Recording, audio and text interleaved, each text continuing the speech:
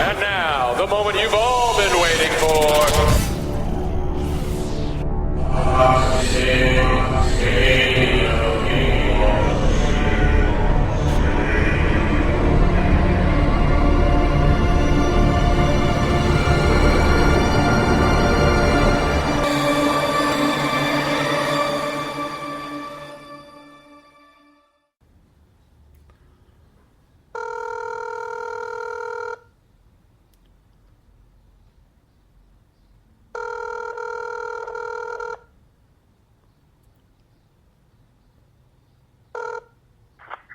Shaddock Exclusive Martial Arts. Hey, John, it's Dave Dickey. How you doing? Hey, Dave, how you doing? Doing good, man. Are we okay for the interview? Yeah, we're good. Excellent, excellent. So let's start right off. John, it's been a while since I've had you on the show, and you've been busy with this Warrior Island project, and I imagine a whole bunch of other stuff. Why don't you tell me and the audience what's been going on? Well, unfortunately, we haven't nailed down a definite date. I know they're working out some stuff with the production, but my understanding is we're real close to either August or September date of me going down and trying my luck here. I've been training. I've been doing a lot of jiu-jitsu lately. I've been focused. We started a new program at my gym, and I'm kind of really digging it. It's been about 3 or 4 years since I've trained with a gi on, so it's new to me, but it's kind of fun.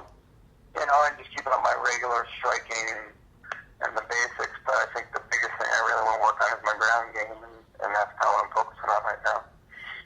And how many people are in the Warrior Island project right now? Well, I have fighters. Yeah. Well, fighters are 16. Okay. Eight. Well, actually, I'm not sure how many. We actually have 3 weight classes now. But changed some things, and that's what kind of held things back.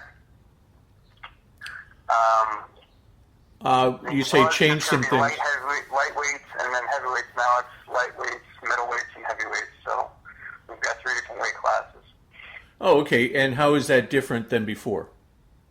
Well, it would have been. I think it's separating some guys from the different weight classes. I think they were finding there was too much of a weight disparity between the two, whether you're a lightweight or a heavyweight. You know, and we had a lot of guys in the middle ground weights, I guess, you know, like 175, 180 some odd pounds. So instead of having 8 group weight classes, it's going to be, not sure how they're going to do that because it's 16. So like 3 groups of 5 or 2 groups of 5, 1 group of 6, or what, I'm not sure what they're going to do. So. Okay, and you've gone down, you know, you're part of this now. You've gone down and you've seen everybody. You've met everyone that's running the show. Is that how that goes? Well, I'm actually going to be, and I catch me off guard on the date. They have a fight in Virginia that I'm actually going to be a part of. I'm not going to be fighting, but I'm going to be working the Warrior Island booth, and that is coming up in July. Oh, really? They're going to get mad at me because I don't have the date in front of me. But they do have a date coming up. I believe it's July 7th, but I'd be lying to say that. But they are, I've talked a lot with James Jefferson, who is the CEO of the company, and because we all know each other from online, I've actually become friends with a lot of the guys just via Facebook. We're conversing about, you know, different stuff that's going on and getting ready for the island. So and I think I got some real high quality guys that are going to be on the show. So excellent. And I know you don't know the date, but do you know the venue so our listeners could take a look at it online and maybe figure it out for themselves? We do not. A couple different. I think they have a couple of venues in mind, and I think there's a possibility we may be doing a pilot. So. Oh, really? So instead of doing just the whole show, we may be doing a pilot at first. So there's a lot of stuff kind of up in the air right now, but I know it's probably going to be definite within the next couple weeks. Oh, okay. Excellent. And so when you got actually picked, I know it was a big deal trying to get votes and all that. How did you feel when it finally came down and they said, John Shaddock, you're on the show? Yep. I actually got a call from Dan Severin, who I've become friends with, and he's a part of the show, and he kind of gave me actually the heads up before anybody let me know. And, I mean, it kind of was there because as far as votes goes, I think I might have had the second most votes of anybody on the show. But yeah, it was pretty cool. I got a call from Dan, and he let me know I'd be on the show, and then they officially released the votes on the web and stuff. So it's pretty cool. Excellent. Your family excited? I don't know how my wife feels about it. Yeah, it's kind of cool. My daughters are excited about it, so. Awesome. It's going to be. I think it's going to be kind of more of a, even for myself alone, until you actually leave to do it. There's, you don't know how to feel about it. There's still kind of the anticipation, the waiting, and the, gosh, when's it going to happen? And then when you get there, probably all the nerves and stuff will kick in. But. Now the waiting and the changes, does that make your emotions go up and down while you're training? Yeah, it can be frustrating, but what I'm looking at, I'm training for, it's going to sound corny, but it is actually like a lifestyle change. I'm training for life, keep myself fit, keep myself healthy. One of the things this past Father's Day, my father died when I was 20, and so I'm going to stay around for my kids. So even though doing something like mixed martial arts might be a little dangerous to some people, my father died of a heart attack, and so when you think of keeping yourself fit and keep yourself healthy and and learning self-defense, I look at it as a way to prolong my life as well as not as shorten it. So. Exactly. Yeah, and as we both know, martial arts will do that. John, what do your students think of this? I think it's pretty cool. It's kind of, again, like a roller coaster because it changed days. Being that it is the first production of the show, which I've never been involved in. I don't know what happened with The Ultimate Fighter and such, but I'm pretty sure they probably went through the same type of growing pains. I know when it's going to start. And, I need to know because I need to schedule my instructors to come cover my classes for me. But, and there's a lot of stuff that's kind of kept secret, and understandably so. They want to keep the show different, so I can't really tell anybody stuff that I do know, and there are certain things. But every day there seems to be new ideas and new investors and new people that get involved with the show that makes it exciting. Just the fact that they have the Gracies, they got Henzo now. They were started out it was just Health, and now Henzo's involved, which is very cool. I'm very excited to be able to train with. Especially now that I'm getting more into the jiu-jitsu, training with the Gracies will be a lot of fun. Yeah, that sounds really cool. I have to ask, if this does go more than one season, is there any of your students that have possibly looked like they might be contenders for the next show? Absolutely. I have a couple of guys. My guys are very young as far as in the sport. And I actually have a kid that his name's Tucker Lutz, and he just won the Stellar Fight lightweight title, and he just beat Eddie Alvarez's little brother. So he's cool. Very strong. He's undefeated. He's learning every day. We have a kid, Ben Levin, who was Division I wrestler for Navy, so Naval Academy. He's got phenomenal wrestling. He just started with us, but again, he's picking and striking up and stuff. We have what I call Big E, Elijah, and I can't pronounce his last name, so I'm just going to call him Big E.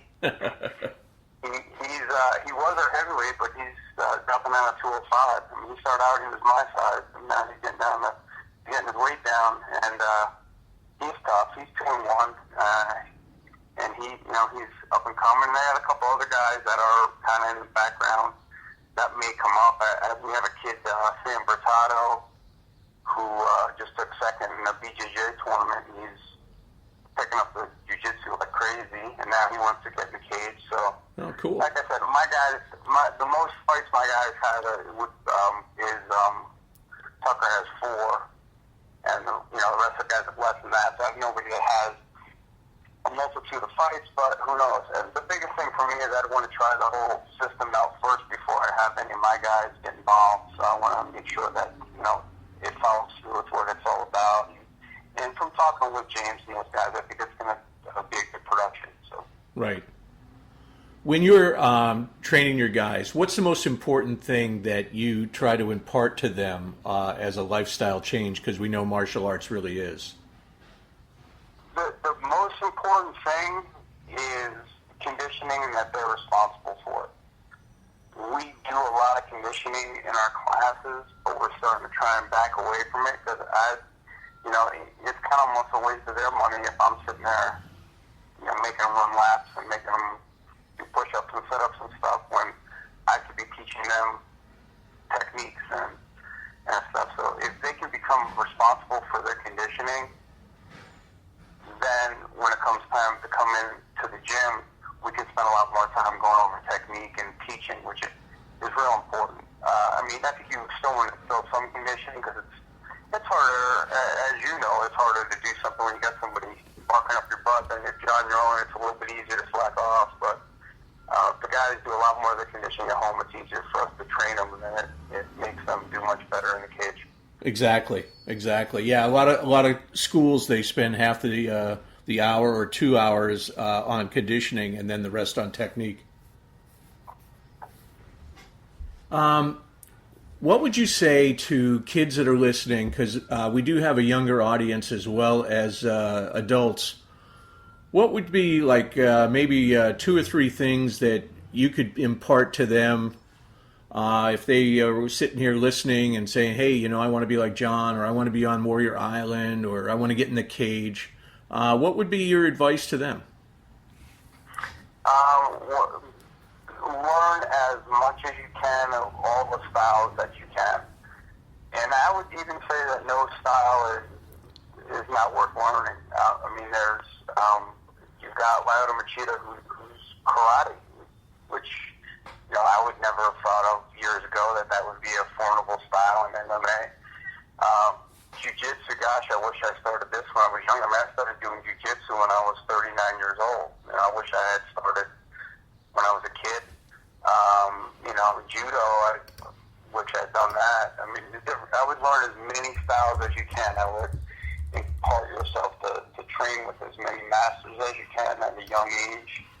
And as you get older, never stop stretching and stuff, because as you get older, you lose a lot of that flexibility. So those are probably the 2 of the most important things. But yeah, the more stuff you know, and we try and do our best with what we have to offer for our school. I think my guys are really well-rounded. We don't focus on one discipline.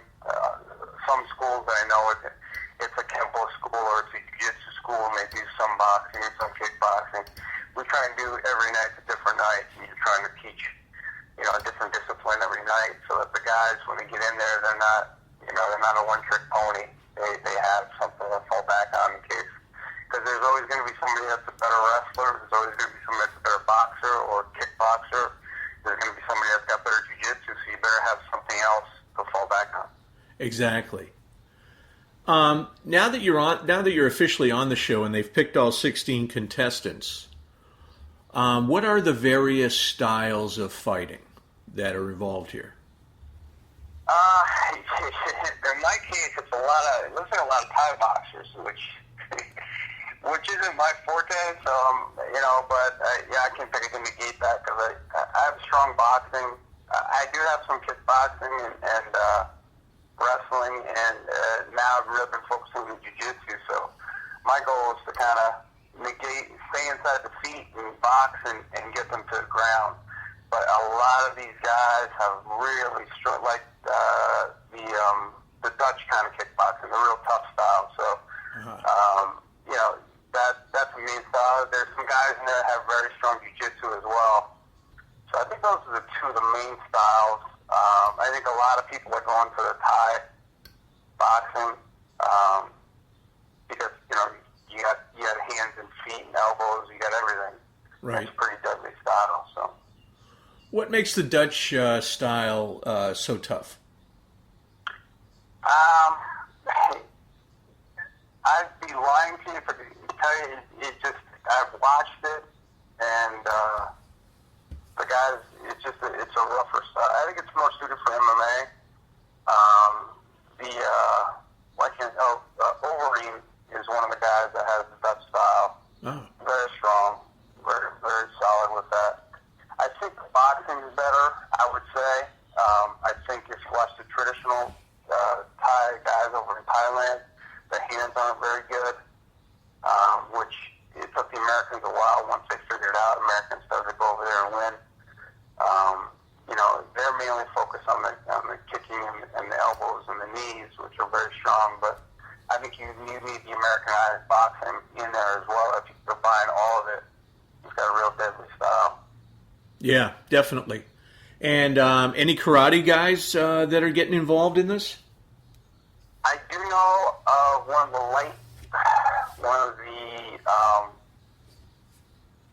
lighter weight guys is if he got interviewed as well as I did, and he's strictly a karate guy, but he trains at MMA place, so he's picking up the other styles. But it's funny, this will be my actual first mixed martial arts fight. I've done every style separately.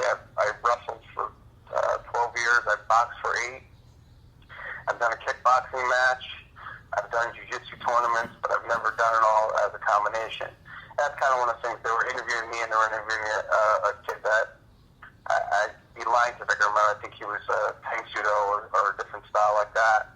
And he had been a tournament champion, but he never fought MMA either, so they were interviewing us at the same time. Ah. Now, John, I'm going to put you a bit on the spot here because, I like to do that.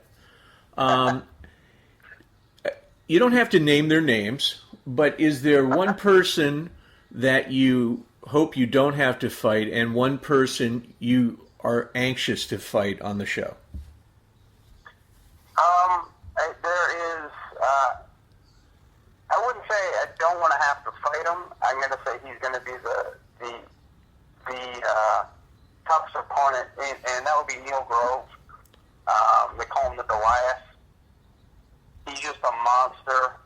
He's a good guy, so I've actually gotten to know him. I want to become friends, so it's be a little weird as well. But he's, off the top of my head, I think he's like 6'6", like 265. He's just a monster. That's a big guy. He's very, very strong kickboxer, striker. So, he'd be a tough just because of the height and the size. I'm not a very big heavyweight. I'm about 5'10", 5'11", so I'm on my toes, maybe about 6 foot.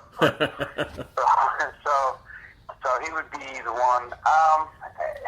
It's tough because I really, till we get all set up with a date, I haven't sit down and gone, I'm going to plan out for this guy or that guy. So I've just come to know because I started to find out about him. Originally, James McSweeney was going to be on the show. Right. What happened there? And he was the main guy I was thinking about. Apparently, he got picked up by another organization, but I wasn't told which one. So he, I don't know, Bellator, whoever picked him up, somebody picked him up, and he was pretty excited about it, and it happened to be around the same time we were doing the show, so he went with that, which is understandable. He wanted to move up with this thing, but sure, he was the other one that I was concerned about fighting because of his experience. A lot of that's the other thing. Has a lot of experience. He's fought some of the top fighters in the world. So, but I mean, every guy that's on there is solid. I mean, there's a couple of guys that are just really tough. And I think you may find a guy that would be the toughest guy you've never heard of on this island. I think that's what it was all about. Some of these guys, maybe fighting in back alley fights and stuff. Who knows? Right. So. Now, with that in mind and that said, does that boost your ego just a little bit to know that you're in there with them?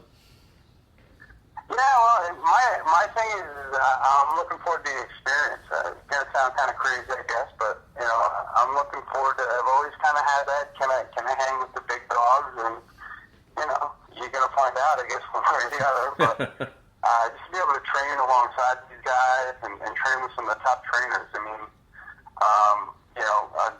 Severn. I've actually done seminars with Dan, become friends with Dan over the years. He's phenomenal. Right. The Gracies.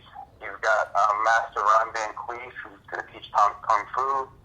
And what's cool is my understanding is we're going to be training in different styles. So we'll be training in the gi, we'll be training in some Kung Fu. We're not just going to be training MMA, we'll be training traditional style martial arts. So it's going to be a little different than your average martial arts training show. Oh, and so do they have a basic outline of what the show's going to look like? Like if I turn the show on, what can I expect? I don't know. Again, they are really keeping us in the dark on a lot of stuff. I've been told some bits and pieces of this and that, but I don't know if I can share any of it. I don't know if they are going to do it or they're just trying to throw us off. I think it's going to be Survivor-esque where we're going to have some obstacles and things we're going to do as groups, like tug of war or whatnot. Kind of like they did in the first Ultimate Fighter. Right. I was told that they're going to take a page from the Mortal Kombat and have us fighting in like sand pits and fighting on balconies and not actually in traditional cages or rings. So it's going to be a little, they're going to throw a little twist in there too. So Interesting. yeah. So they're trying to do different stuff, which is cool. There's nothing more than just doing the same old thing and just having different fighters in there. You're not going to make any headway on a show like that. And do you think they'll do the away cams like you see on a lot of these reality shows where it's midnight and you're in your room and you're doing a video for your family? You think they'll do that too? No, I don't know. And I'm not sure. My understanding, again, it may have changed or whatever, but the way it was described to me is it's going to kind of like be the old school. Like we're not going to be in the nice hotel with the nice equipment. We're going to probably be like kicking bamboo trees and picking up rocks and training like old school crazy stuff. So, which sounds kind of neat to me. I mean, that's I'm into the flipping the tires and the sledgehammers and all that stuff out in the wilderness. So, as we do all that, that's going to be cool. That will be cool. That'll definitely be different than a lot of the shows that are out there. And that might be something that hardcore martial artists will really get into. Oh, yeah, and then I think that training the traditional style, if you're training in the Kung Fu and doing the katas and, doing the traditional jiu-jitsu with the gi and, the way the original, Ultimate Fighter champion Royce Gracie trained and doing all that stuff is going to set it apart. And it's going to be kind of neat for the competitors to be able to train that way as well. Yeah. With all the different styles, have you, in conditioning and getting ready for the show, have you reached out to other trainers and martial artists that you wouldn't normally do to enhance your training? I'm actually got a vacation set for Vermont, and I've got a couple of schools up there that have different styles that I'm looking to go to. But for the most part, I've really honed in on my BJJ lately. I have trained, there's a professional boxer in town who's the USBO light heavyweight champ, and I got to spar with him, which was a really good experience. His name is Mark T.T. Tucker, and I've gotten to, the guys my guys at my school are great. I've got my assistant coach has a black belt in Hapkido. And, again, I have my jiu-jitsu instructor's a purple belt on the Pedro Sal. His name's Jeff Madelanson.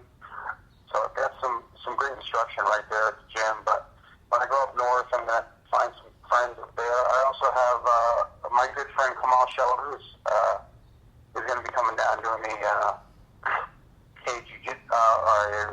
takedown seminar for jiu-jitsu and for MMA. So I'm going to get some private work with him as well. Excellent. And he was a UFC fighter and a WEC fighter. He's in a different organization now. He just won his last fight. So. Oh, excellent. And since you and I both love pizza, how's your how's your diet going in conditioning?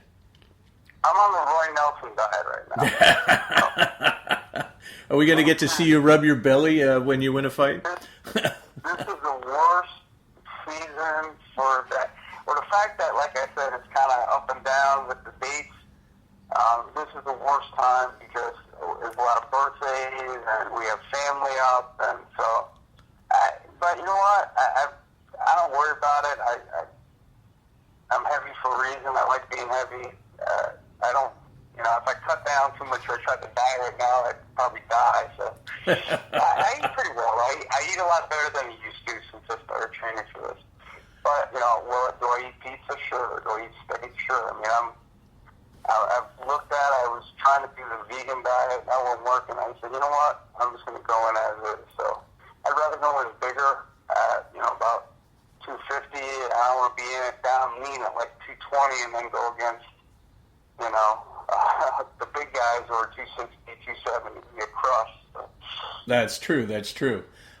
With the bigger size, do you adjust your training because you're obviously going to be just a tad slower?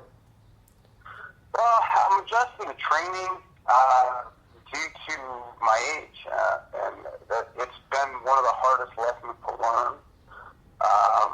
To realize that I'm going to be 45 in a couple of weeks, and learn that, you know what, I can't go out and beat myself up every day. Mm-hmm. You know, I have to figure out, you know, I may do, and I've talked to Dan Severn about this, and he trains 45 minutes a day. I mean, I may train if I feel like it, go another half hour, another hour, but it doesn't make sense to beat yourself up when you can't train for 2 or 3 days. And I've done that, played that route before too. You go out and you try and run X amount of miles, and then you're trying to lift, and you're flipping tires, and you're doing this, and then you can't move the next morning. That doesn't make any sense. So, you know, and with experience comes knowledge of when to rest, and when, you know, I can go for a longer period of time with a lot of the younger guys that are in there, because I know when I'm rolling and when I can take a break, or when I'm boxing, make it look like I'm moving when I'm still catching my breath. So. Yeah. You know, with that said, and not giving away anything to your opponents on the show, what's a typical week look like in a John Shaddock personal training for himself? Well, doing a interval, I guess, moving. I do a walk, jog, run routine. It's actually my brother Chris set me up on that. Because in a fight, you're never at the same pace. A lot of guys will jog for, say, 5 miles at one pace, but when you're fighting, you are going slow, you're going medium, you aren't fast throughout the fight. So I try and do that. I have a big 130-pound dog I take with me, so he hangs out with me. I've set up some different exercises that just keep me moving. I have some different conditioning classes I teach. I try and do my abs during that time. I usually find time. I have a gentleman that's a Pan Am champion jiu-jitsu player that comes down and he whips up on me. I train with him for about 20 minutes or so, a half hour of just nonstop rolling. And then I do my classes. I do my Brazilian jiu-jitsu class with my instructor. I may come in, hit the bags one day. My striking is unlimited because I got my eye cut training. I had one of my students by accident knee me in the face when we were doing jiu-jitsu. So, I'm on the mend a little bit, but it's something that'll be closed up in time for the fight. So I'm wearing I call it my Hannibal Lecter mask. That's the grappling mask on when I'm rolling now. So, but it's all good. It's learning how to pace yourself, and I'm still learning. I mean, there'll be days that I'll overdo it. And, you know, if I need a day, though, as being older, I'd just say I'm taking a day off. Whereas when I was younger, you might work through it, but then you may end up getting injured. Biggest thing is I can't afford to get hurt. I'd rather take a day off and rest instead of, you know, going, I'm going to push through it. You know, no pain, no gain doesn't work anymore. Right. So. Interesting. So you're going to make your student pay for that Hannibal Lecter mask routine, or? No, actually, we had it in stock. I had one of my fighters that had cut himself a while ago. We bought it for him a while ago, so it's kind of been hanging around, and I ended up pulling him out of the archives. But no, he's a brand new student, which is his typical night. We've gone through, I don't know, gosh, I think I rolled like 6 rounds in a row, and okay, we got one more, and it's a kid that, like, is fairly new. Uh-huh. I was rolling light with him, and he, isn't relaxed with rolling. He panics, and I did like a light toss on him, and he like flailed his arms and his legs in the air. I catch his knee as I roll through. All sorts of blood coming out. I'm like, oh no. But like I said, it's part of the occupation. That's all my wife, it makes me look tough. So. Yeah, exactly. Don't mess with the old guy. Hey, speaking again of your family, how has the training? Has it changed and put more of a stress on your family life, or is it just basically the same and just a little up a notch? No, it does, and it's it's going to be a little bit easier now that it's summer, but my schedule's a little tighter because I'm Mr. Mom during the day. I run my own gym, so I basically work evenings, and I take the kids to school and pick them up from school. Now they're actually, their grandparents are up and are staying at a campground, so they're up there right now. So I get a little bit of a break here. I can talk on the phone, otherwise I'd probably be telling them to be quiet the whole time. But, it doesn't. I have a lot of time during the day that I can dedicate to my training, so it doesn't. I think I'm going to be spending more weekends, time away, but no, my mood doesn't really, doesn't change. Actually, probably makes it better when I'm exercising. If I'm not doing anything, that's probably when I'm more rough to be around, so. But I'm pretty low-key. I have a pretty low-key demeanor, so. Cool. It doesn't affect them. My wife and she works days and I work nights, and that's why we get along so well. And how long have you guys been together? We are going to be going on our 16th anniversary coming up. Fantastic. Yeah. John, you got anything special going on with your school? Any special tournaments you guys are in or anything like that? Actually, we do. We have 2 fantastic seminars coming up. We have Sunday, July 14th. I have, and I hope I pronounced his last name correct, Ronnie Woost, who was a brown belt, just got his jiu-jitsu black belt.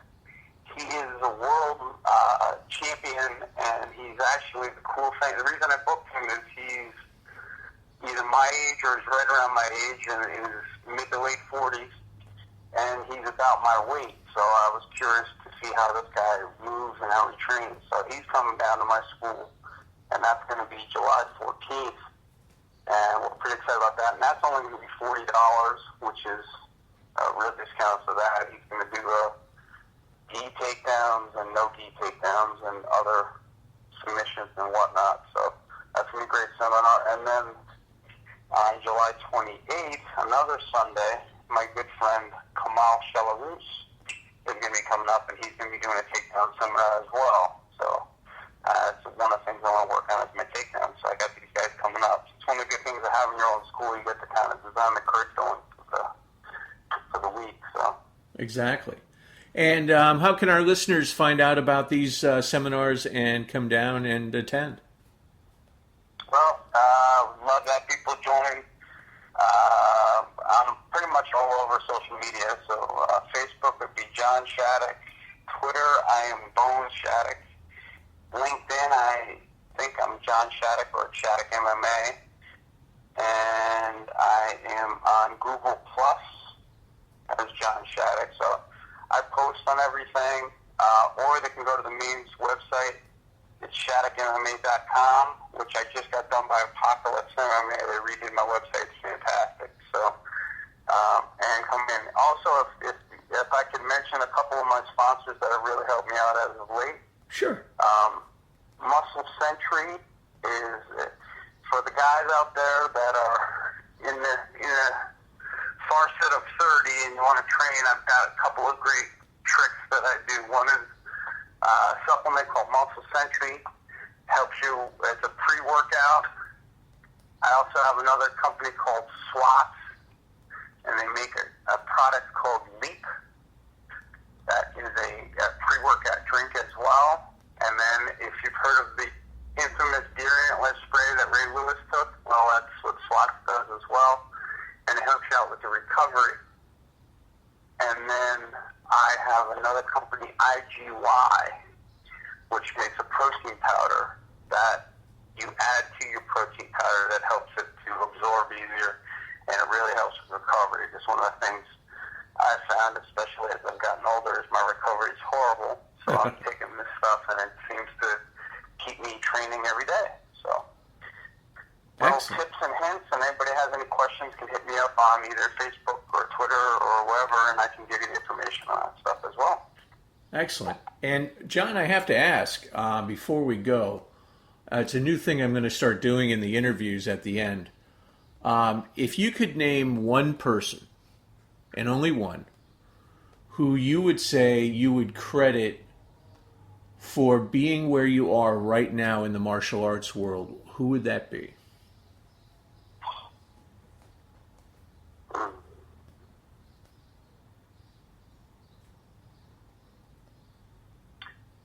Well, I'm not going to be able to take you on the one. I'd say my three older brothers, because they've all been a huge influence on my life. So, all three of them were state wrestling champions.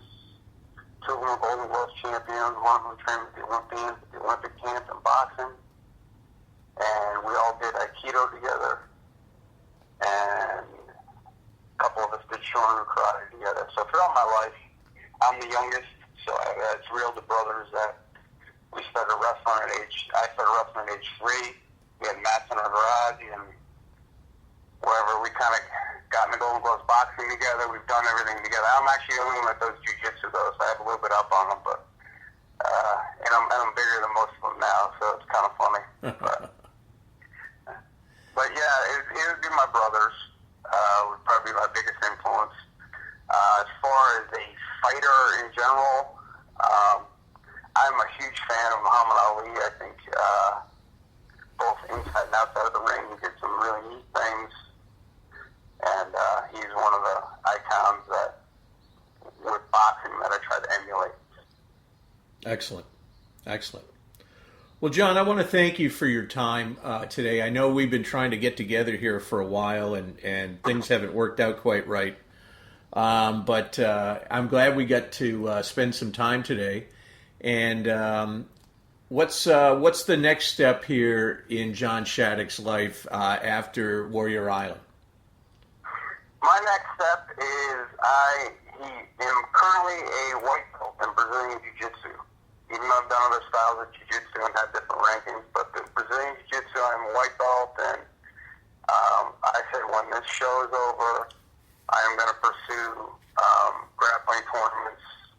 And because the neat thing I found about the training with the gi is it's a lot slower style, and you can train in the gi till you're old, as you know, Master Helio Gracie and people like that were still rolling around in their 70s, 80s, and whatnot. And that's kind of what I want to keep moving. I want to keep myself fit for the rest of my life. I think, you get to the point where you can't keep punching people and you can't keep getting hit in the face over and over again. But, the grappling, the gi, I think I'm going to be, hopefully you'll be seeing me in some high-level Masters tournaments in about 5 or so years when I get to the level that I can do that. Excellent. Excellent. I look forward to it. Well, John, thank you again. I really appreciate your time. And, of course, you're our pick for Warrior Island, so, of course, go kick some ass. And we'll talk to you soon. Cool. Thanks, Dave. And please post on my site when you're done, and we'll get you up there. And big supporter of your show. I think your show is awesome. You're arguably one of the better, if not the best, interviewer that I deal with. So I thank you for your time. Well, thank you, John. I appreciate the compliment, and my best to your family. All right. Thank you. Yours too. All right, John. Take care. All right. Bye. Bye-bye.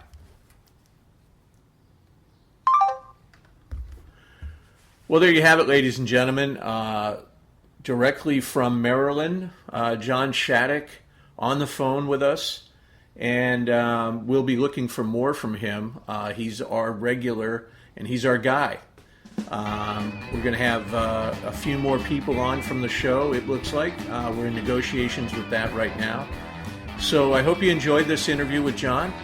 And until next time, this is Dave Dickey with Toxic Radio, signing out here. And until we meet again, I hope you reach out and touch someone. And I think you know what I mean.